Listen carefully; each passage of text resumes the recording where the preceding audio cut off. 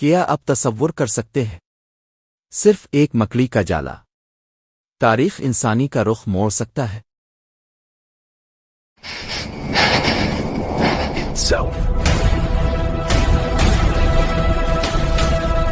ایک تاریک رات، ریگستان کی خوفناک خاموشی، اور موت کا پیچھا کرتے ہوئے 11 ننگی تلواریں۔ اس رات مکہ کی فضا میں بارود جیسی بو تھی۔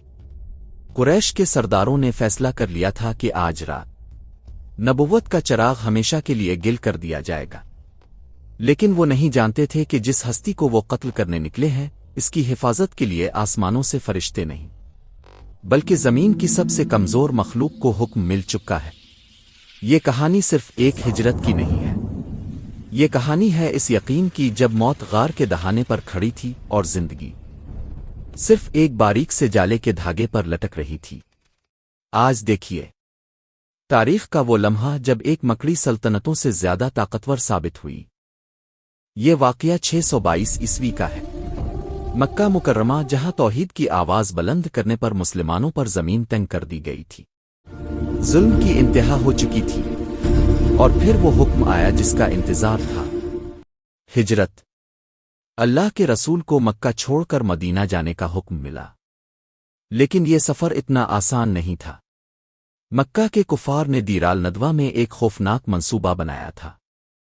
ہر قبیلے سے ایک نوجوان منتخب کیا گیا تاکہ وہ سب مل کر نبی کریم پر حملہ کریں اور نعوذ باللہ ان کا خون قبائل میں بچ جائے۔ آج کی اس دستاویزی کہانی میں ہم اس سفر کو دیکھیں گے جہاں ہر قدم پر موت تھی اور ہر سانس کے ساتھ خوف، لیکن اس خوف کے درمیان ایک ایسی طاقت بھی تھی جو نظر نہیں آ رہی تھی۔ یہ کہانی ہے اللہ کے سب سے چھوٹے سپاہیوں کی اور توکل کی اس معراج کی جو غار سور کے اندھیرے میں روشن ہوئی۔ آدھی رات گزر چکی ہے، مکہ کی گلیاں سنسان ہیں، لیکن نبی کریم کے گھر کے باہر موت کا پہرا ہے۔ قریش کے منتخب قاتل ہاتھوں میں تلواریں لیے دروازے کھلنے کا انتظار کر رہے ہیں۔ ان کا منصوبہ تھا کہ جیسے ہی نبی کریم صبح کی نماز کے لیے نکلیں گے وہ حملہ کر دیں گے۔ گھر کے اندر کا منظر دیکھیے، سکون، اطمینان۔ اللہ کے رسول جانتے ہیں کہ باہر دشمن کھڑا ہے، لیکن آپ کے چہرے پر کوئی خوف نہیں۔ آپ حضرت علی رضی اللہ عنہ کو بلاتے ہیں اور فرماتے ہیں، علی، میری اس چادر کو اوڑھ کر میرے بستر پر سو جاؤ، تمہیں کچھ نہیں ہوگا۔ ذرا سوچئے، باہر 11 تلواریں اور اندر اتنا یقین، اور پھر وہ معجزہ ہوا جس نے عقلوں کو دنگ کر دیا۔ نبی کریم گھر سے باہر نکلے، وہ قاتلوں کے درمیان سے گزرے، ایک مٹھی خاک اٹھائی اور سورت آسین کی تلاوت کرتے ہوئے ان کی طرف پھینکی۔ اللہ نے دشمنوں کی آنکھوں پر پردہ ڈال دیا، وہ وہیں کھڑے رہے تلواریں تانے، اور کائنات کا سب سے قیمتی مسافر ان کے درمیان سے گزر کر ابو بکر صدیق رضی اللہ عنہ کے گھر پہنچ گیا۔ یہ ہجرت کا پہلا قدم تھا، لیکن اصل امتحان ابھی باقی تھا۔ مکہ سے نکلنا تو پہلا مرحلہ تھا، اب منزل تھی غار سور۔ عام راستہ چھوڑ کر نبی کریم اور حضرت ابو بکر صدیق صلی اللہ علیہ وسلم نے ایک دشوار گزار پہاڑی راستہ اختیار کیا۔ پتھر نوکیلے تھے، راستہ انجان تھا۔ روایتوں میں آتا ہے کہ حضرت ابو بکر کبھی نبی کریم کے آگے چلتے، کبھی پیچھے، کبھی دائیں اور کبھی بائیں۔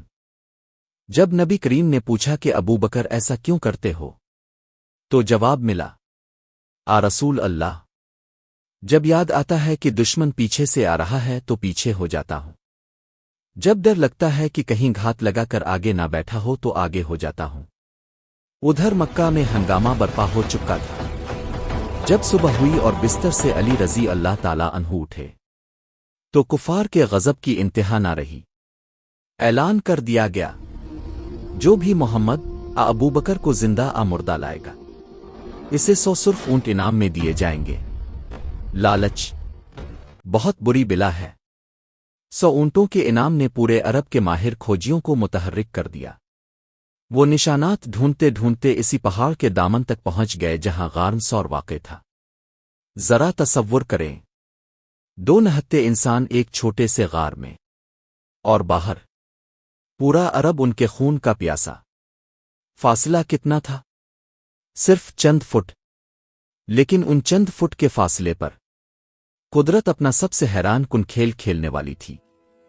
غار ثور، ایک تنگ اور تاریک جگہ۔ حضرت ابوبکر صدیق پہلے اندر داخل ہوئے تاکہ اگر کوئی زہریلا جانور ہو تو وہ اسے صاف کر سکیں۔ روایت میں آتا ہے کہ انہوں نے سوراخوں کو اپنے کپڑوں سے بند کیا، یہاں تک کہ کپڑا کم پڑ گیا تو ایک سوراخ پر اپنا پاؤں رکھ دیا۔ نبی کریم ان کے زانوں پر سر رکھ کر آرام فرما رہے تھے۔ اسی لمحے ایک سانپ نے حضرت ابوبکر رضی اللہ عنہ کے پاؤں پر ڈس لیا۔ درد کی شدت انتہا کو تھی، زہر جسم میں پھیل رہا تھا، لیکن صدیق اکبر نے ہلنے کی جرت نہ کی کہ کہیں محبوب کی نیند خراب نہ ہو جائے۔ آنسو کا ایک قطرہ نبی کریم کے چہرے مبارک پر گرا۔ آنکھ کھولی، ماجرا پوچھا اور اپنے لعاب دہن سے اس زخم کو ٹھیک کر دیا۔ لیکن ابھی تو سانپ کا زہر ختم ہوا تھا کہ باہر سے انسانوں کا زہر پہنچ گیا۔ قدموں کی آوازیں قریب آ رہی تھیں۔ قریش کے نوجوان ہاتھوں میں تیر اور تلواریں لیے پہاڑ چڑھ چکے تھے۔ وہ غار کے بالکل منہ پر کھڑے تھے۔ ماہر کھوجی نے کہا، نشانات یہیں ختم ہوتے ہیں۔ وہ تو آسمان میں گئے ہیں، زمین میں سما گئے ہیں، پھر اسی غار میں ہیں۔ حضرت ابوبکر صدیق کا دل زور سے دھڑک رہا تھا، اپنی جان کے لیے نہیں بلکہ اللہ کے رسول کے لیے۔ انہوں نے سرگوشی میں کہا، رسول اللہ، اگر ان میں سے کسی نے اپنے قدموں کی طرف نیچے دیکھا تو وہ ہمیں دیکھ لیں گے۔ یہ وہ لمحہ تھا جہاں ٹیکنالوجی، طاقت، لشکر سب فیل ہو جاتے ہیں۔ یہاں صرف ایک چیز کام آتی ہے، توکل۔ نبی کریم نے ابوبکر کی طرف دیکھا اور تاریخی جملہ کہا، غم نہ کرو، بے شک اللہ ہمارے ساتھ ہے۔ اور پھر اللہ نے اپنے لشکر کو حکم دیا۔ جبرائیل نہیں آئے، میکائیل نہیں آئے، ابابیل نہیں آئے۔ حکم ملا ایک مکڑی کو، وہی مکڑی جسے ہم اپنے گھروں میں حقارت سے صاف کر دیتے ہیں۔ اللہ کے حکم سے اس مکڑی نے غار کے دہانے پر تیزی سے جالا بننا شروع کیا، ایک ایسا جالا جو دیکھنے میں سالوں پرانا لگے۔ ساتھ ہی ایک جنگلی کبوتری کو حکم ملا، اس نے جالے کے سامنے گھونسلہ بنایا اور انڈے دے کر بیٹھ گئی۔ کفار غار کے بالکل سامنے کھڑے تھے۔ امیہ بن خلف نے کہا، وہ اندر دیکھتے ہیں، لیکن دوسرے نے کہا، تم پاگل ہو، دیکھتے نہیں مکڑی کا جالا؟ یہ جالا تو تب سے لگا ہے جب محمد پیدا بھی نہیں ہوئے تھے۔ اگر کوئی اندر جاتا تو یہ جالا ٹوٹ نہ جاتا۔ اور یہ کبوتری، یہ یہاں سکون سے بیٹھی ہے، اگر کوئی اندر ہوتا تو یہ اڑ چکی ہوتی۔ موت اور زندگی کے درمیان صرف ایک مکڑی کا جالا حائل تھا، ایک پھونک مارنے سے جو جالا ٹوٹ سکتا ہے۔ آج اس نے اسلام کے مستقبل کو محفوظ کر لیا تھا۔ لوہے کی تلواریں ناکام ہو گئیں اور ریشم کا ایک دھاگا جیت گیا۔ وہ واپس مڑ گئے۔ اللہ اکبر! وہ طاقتور سردار، وہ ماہر کھوجی، وہ تیز دھار تلواریں، سب کو ایک چھوٹی سی مکڑی اور ایک پرندے نے شکست دے دی تھی۔ یہ تھا اللہ کا انتظام، یہ تھی اللہ کی تدبیر۔ 3 دن اور 3 راتیں اس غار میں گزارنے کے بعد نبی کریم اور حضرت ابوبکر مدینہ کی طرف روانہ ہوئے۔ آخر اسلام کا یہ سب سے نازک موڑ بخیر و خوبی گزر گیا۔ اکثر ہم اپنی زندگی میں مسائل کو دیکھ کر گھبرا جاتے ہیں۔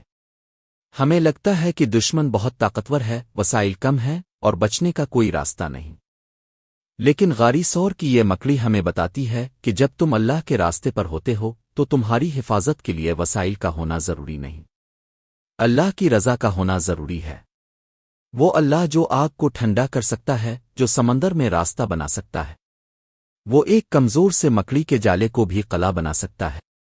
آج کی دنیا میں جب بھی اب خود کو تنہا اور بے بس محسوس کریں تو اس غار کی تاریکی اور اس جالے کی مضبوطی کو یاد کریں اور اپنے دل کو اسی یقین سے بھر لیں، غم نہ کر، اللہ ہمارے ساتھ ہے۔